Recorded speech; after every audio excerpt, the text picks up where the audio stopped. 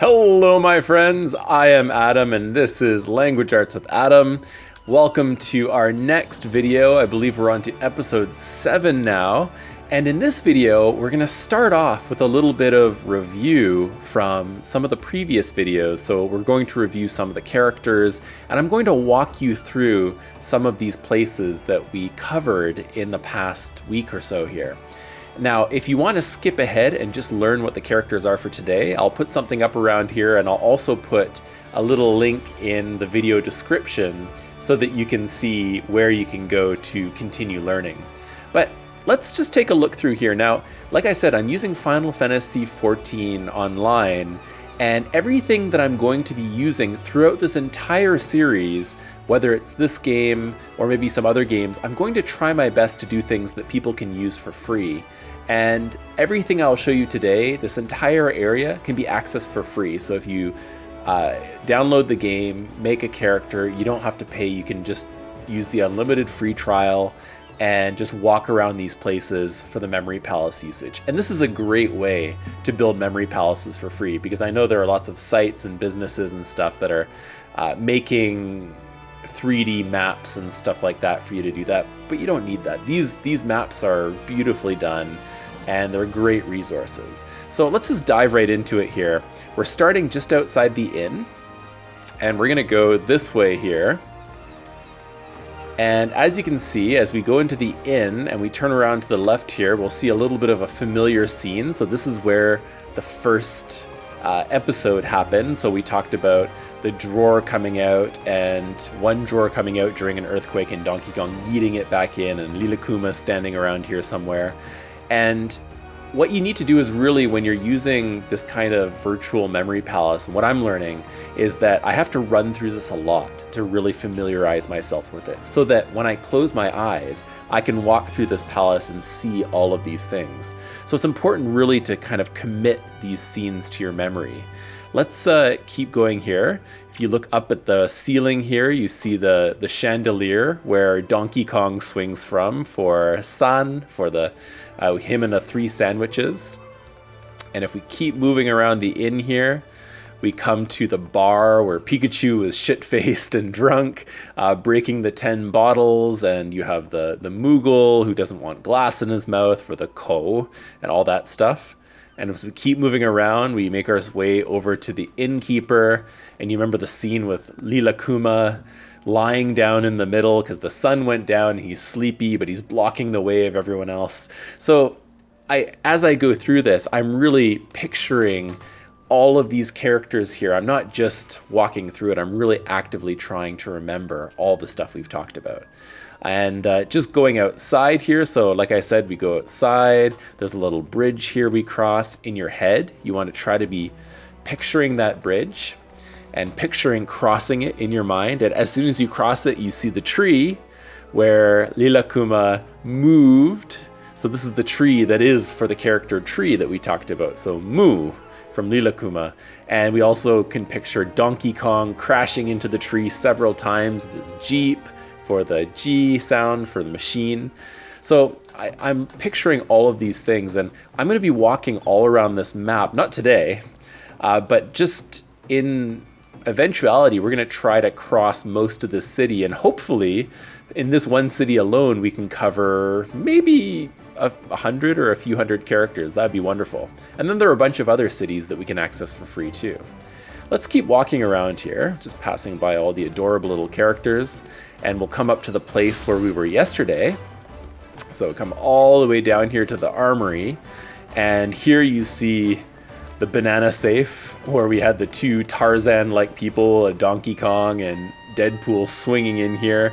The place where Uma Thurman was trying to apply to be a new teller for the banana vault, whatever it was there. And then I come walking back along here. Now, people say that you shouldn't cross your path in a memory palace, and I'm going to try to avoid this as much as I can, but I just wanted to use that armory because it was such a valuable resource. Today, we come to these stairs, and on these stairs, there's something happening. And we're going to just go through this and figure out what on earth is happening on these stairs. And we're going to continue tomorrow and throughout the week, maybe going down here, going into the restaurant there. We'll walk around the plaza and head over that way, maybe towards the blacksmith there, to see what other characters we can squeeze into this place. All right.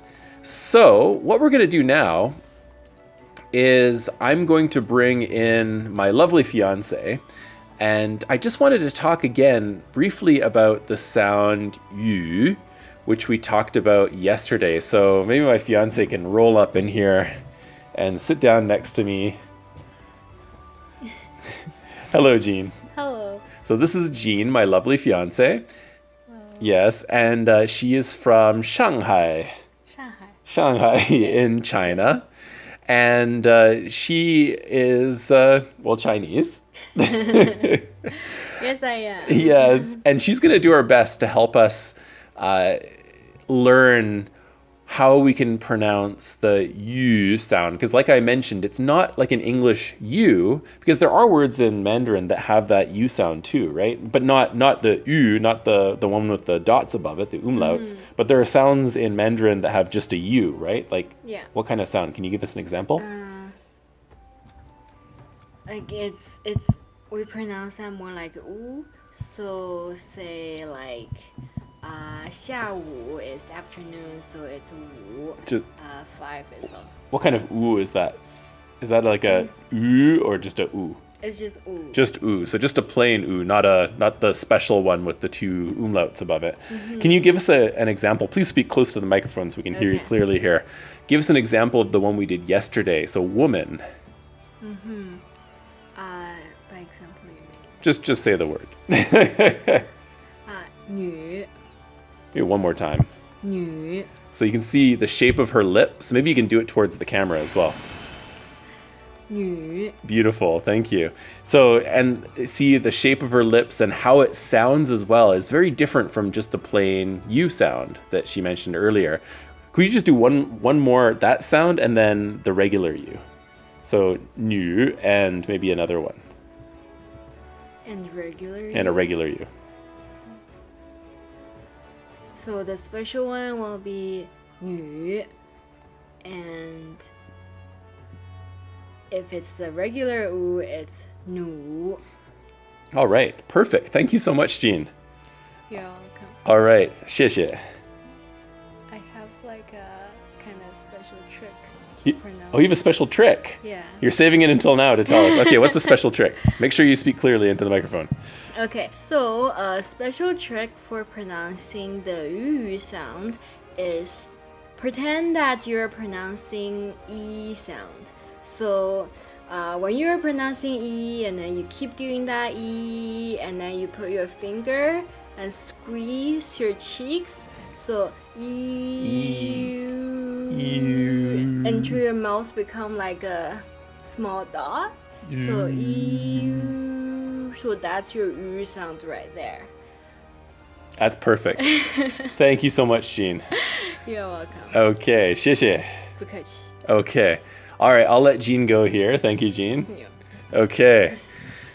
So, without further ado, let's get on to the new characters for today that I mentioned that we're going to do right on this very staircase here. So we see as we go up this staircase, the first thing that we see is Kirby. So Kirby, like I mentioned, he is the 5th neutral tone. And this is the first time that we're talking about the neutral tone in this video series here. So the neutral tone means it's not a rising or lowering, it's just a flat, plain sound, a flat, plain tone. And so the sentence here is Kirby is being a dick with his electric powers, shocking children as they pass by with a zap. The child has a hat on and his arms straight out to the sides in shock. So the child who has a hat on, he's got his arms straight out to the side here. So that kind of shows this character. It's a very strange character. You imagine the hat on top, arms out to the side, and the rest of the body down below. And I think that's how I remember this way back when I was learning Japanese as well. And now again, the sound here is z, z. It's not z or z or z or any other kind of sound. It's just z. And this character is in so many different compound characters. It's on so many things. It's ridiculous, and it's also used in lots of very interesting ways in Mandarin, which we'll talk about later. All right, so continuing up the stairs here, we see a Moogle. Remember the mischievous Moogles? He's looking at a woman giving a child some chocolate, and says, "That chocolate looks good. How can I trick her to give me some too? Maybe I can transform into a child." So we have the character here. So we have woman, which we learned before, and child, which is this character. It's a compound. And good, of course, being the meaning here. And this is a very commonly used word in Mandarin. You have to remember this one. And then how, of course, is the sound. But since it's a Moogle, we have the third tone. So how. And you can see sometimes I move my head when I'm doing that too. Sometimes it helps me sort of feel out the tone and make sure I get the tone correct. And the third one, we're again moving kind of up. We're going to move into the center of this plaza, and then we're going to move off to the left towards the restaurant there. And the next one is Lilakuma again. He's glamping, something I learned about in Korea. If you don't know what glamping is, you should Google it. It's pretty funny. It's like high-class, expensive camping where you pay way too much for stuff, and basically there's not really any purpose even in camping because you're like everything is set up like your home pretty much. So he's glamping in the middle of the square, counting the number of dango he has left and eating them greedily in his tent held up by used dango sticks. So this one here, the meaning number of, because this is a counter word, and you hear something g, like we talk about like yiga, erga. These are what we use for counting, like one somethings or two somethings. And it's a very common word. Again, you'll see this very, very often. And the sound, of course, is the g here, g. And we know because it's lilakuma, it's the falling tone. So g. And I love dango. I just thought dango is a great example for this because it makes something to also hold the house up. And if you don't know what dango are, they're amazing. They're these Japanese rice cakes that are super delicious. Anyways, all right, that was a long video. I apologize, but there's a lot of stuff to cover, and we want to make sure that we set up a strong foundation so that as we continue here, as you can see here, we're learning more and more characters that are combined. And it's so good to study these ahead of time to know them and also practice some of the pronunciation as we go. All right, I hope you all enjoyed that, and I always enjoy it. It's a lot of fun for me. And I hope to see you all around. Remember, please subscribe, give me a like, give me a comment. Let me know how you're doing. It's been a week. If you're doing this for a week, let me know how it's going. And we can try to encourage each other and try to help each other keep learning this. You know, it's not an easy thing to learn a language, but we're doing it every day, little by little victories, right? Once again, I'm Adam. This is Language Arts with Adam. And remember, learn smarter, not harder. Bye-bye.